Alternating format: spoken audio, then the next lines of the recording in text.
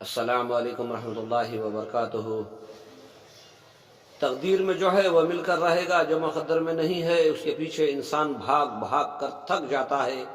ملتا وہی ہے جو مقدر میں طے کر دیا گیا ہے۔ ہمارے پیارے آقا صلی اللہ علیہ وسلم نے فرمایا، صدقات کی وجہ سے بڑی بڑی بلائیں ٹل جاتی ہیں، دعاؤں سے تقدیر بدل جاتی ہے۔ میرے بھائیوں، بہت سارے لوگوں کو ہم نے دیکھا ہے بیماری بلاؤں سے مقابلہ کرتے کرتے تھک جاتے ہیں، اپنا مال خرچ کرتے ہیں، اپنا وقت لگاتے ہیں۔ وہی لوگ یہ نہیں سمجھتے کہ صدقات کے ذریعے سے آنے والی بلائیں ٹل جاتی ہیں۔ تو میرے بھائیوں، ہمارا وقت بھی بچ جائے گا، ہمارا مال بھی بچ جائے گا۔ ہم کثرت سے صدقات کو کریں، اور دوسرا دعاؤں کو زیادہ کریں۔ دعاؤں کا زیادہ کرنا ایمان کی علامت ہے۔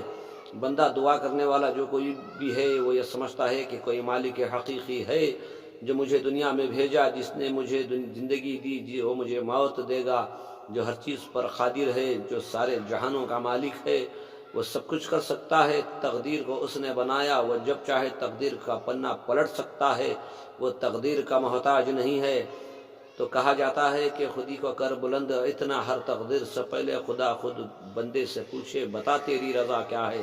تو میرے بھائیوں، دعاؤں کو اتنا کرو، دعاؤں کو اتنا کرو تاکہ اللہ سبحانہ و تعالیٰ کی ذات ہم پر مہربان ہو جائے اور ہماری دنیا اور آخرت سنور جائے۔ اللہ سے دعا ہے اللہ تعالیٰ ہم تمام کو بھی دنیا اور آخرت کی بھلائیاں نصیب فرمائے اور کثرت سے صدقات اور دعاؤں کو کرنے کی توفیق عطا فرمائے۔ السلام علیکم ورحمۃ اللہ وبرکاتہ۔